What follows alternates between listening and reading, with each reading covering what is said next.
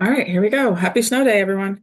I'm because we're out of school today, and because I'm trying to be responsible, I'm going to be making a number of videos reviewing the Cicero. We're going to start with just a basic overview of what each section was, which is what we did in class 2 weeks ago now. Actually, a little more than 2 weeks ago now. But I feel like that can't hurt because I am betting most of you in the last 2 weeks forgot everything that we did 2 weeks ago. So remember in section 10, when we're talking about this ad Catilinum and this defense of, I'm sorry, this is the pro Caelio, wrong speech, my bad, mea culpa. We're talking about Cicero's defense of Caelius here. Um, he is starting with this defense of a friendship that Caelius has supposedly had with Catiline. And you're going to notice, in sections 10 through 16, Cicero throws out a lot of different reasons that this friendship shouldn't matter anymore. He starts off in section 10 with the when he was young, when he was under my tutelage, and don't forget that, of course, Caelius had been in the tutelage of Cicero. Uh, so Cicero points out that when he was in my care, he was never close to Caelius. I'm sorry, Caelius was never close to Catiline. Oh my gosh, you can tell it's been 2 weeks since I've done this too.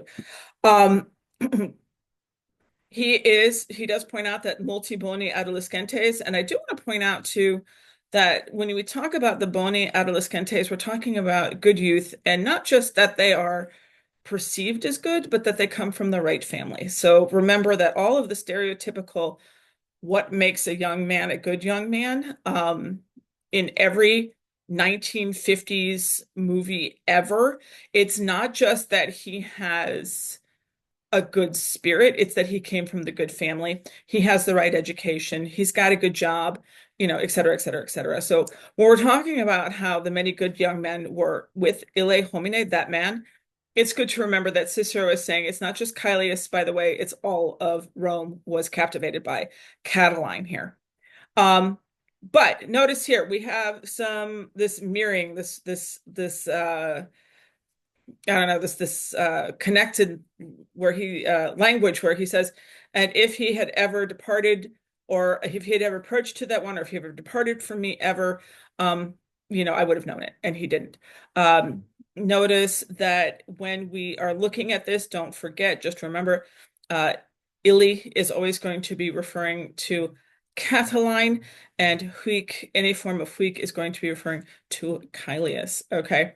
Um, and of course, being in very Cicero fashion, he starts off the line with, and that suspicion of this overfamiliarity with Catiline must be thrown a long way from Caelius. So the other thing that he does throughout this is juxtaposition. So he juxtaposes Catiline and Caelius.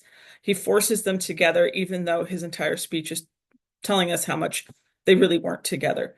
All right, so he goes through and he says, as a student of mine, Caelius was never approached to that man, even though many good young people were close to that young man. Um, Caelius had never been too familiar. See, this is that juxtaposition again, the Caelius and the Catiline. You see how those two names are sort of pushed together, even though Cicero is making a point to say that they would never be together. This is supposed to be a shocking contrast. And for the to add a layer to the speech that allows people to go, oh, wow, he just pushed them together, but obviously they would never have been together. Okay. Um,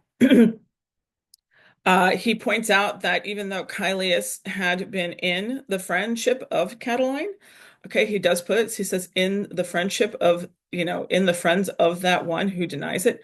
Um, but even though he was friends at that time, um, I am going to defend uh, that age where young people are allowed to make mistakes. And if you guys remember too, um, Cicero is going to go on and justify how the youth of Rome are allowed to make mistakes.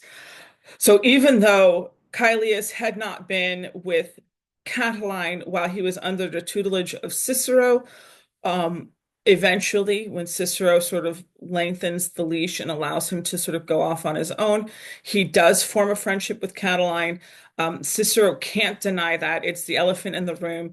They obviously had been pals. Maybe they got invited to each other's birthday parties or whatever. I don't know. Okay. Cicero is not trying to say this never happened. He is merely saying that Caelius made a mistake and that long before Catiline became the ultimate terrible human being that he is going to become, Caelius had cut all ties with him. Okay. So, and he also, again, very makes a very strong point to say that while he was under my tutelage, he was never with Catiline. Okay, so look at the non-knower there, that double negative and that nice little alliteration of the ends. He never knew Catiline um, when I was, when I was in charge of Caelius. And he also points out, by the way, don't worry when, or don't forget when Catiline was in charge of Africa, he gets called up for this de pecuniis repetendus for hold on, let me make sure. It is for embezzlement of government funds. All right, so Catiline does have to defend himself in this, and I believe I have to double check. I think he gets himself off this charge. Um, so while while Catiline is in charge of Africa, um, notice that he never makes it to consul, but he does make it to like a high position in another country. While Catiline is in charge of that country, he does get charged with a pretty serious crime of embezzlement. Um, Cicero points out that even though Catiline was sort of starting his beginning evil villain phase, I guess this is his sort of like tiptoeing into the evil villain phase. Uh, Caelius was with him and was not with Catiline. So in the darkest days when Catiline has these black smears against him, Caelius isn't near him, and it isn't until much later, when Catiline was sort of, I guess, being sort of an outwardly good person, that Caelius becomes a friend of his. And then later on, when Catiline becomes a bad person, Caelius breaks ties with him. I need to keep these names on note cards. Okay, so look here again. He pulls back into this year when the following year, so Catiline would have been in charge of government positions in Rome. I think only lasted a year, maybe two at most. So Catiline, in this 1 year position in Africa, gets charged. The next year, um, he seeks the consulship with Cicero. So look at this, the petit and the petibot. You remember that is polyptoton when you're using the one word twice. So I sought this. He was seeking this. The difference here between the perfect and the imperfect verbs, perfect verb being that Cicero got it, imperfect verb Catiline did not get it. Okay. And during this year where they were running for office, Caelius never approached to that one or never departed from me. So again, this is sort of summing up, or I would say like, back in elementary school when they taught you how to write an essay and like the intro paragraph is, I'm going to write about these three things. This is the beginning of Cicero's defense of Caelius's friendship with Catiline.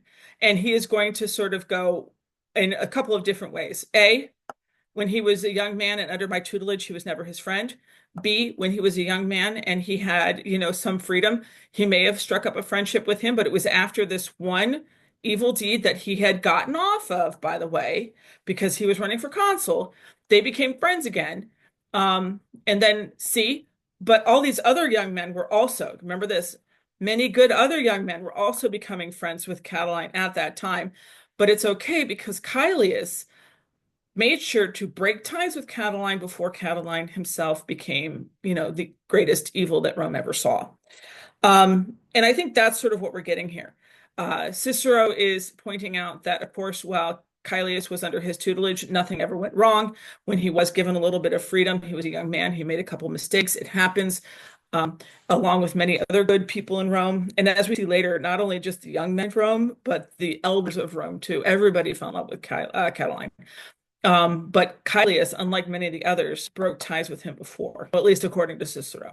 All right, so 10 is where we're setting up this argument. We're setting up the introduction of this friendship of Caelius and Catiline and how it was Caelius's fault that he becomes friends with Catiline and that later on Caelius comes to his senses. And of course, overall, while Cicero was in charge of him, because all hail Cicero, he was, of course, never stepping a foot out of line. All right, so that was section 10, and then I'm going to stop the recording.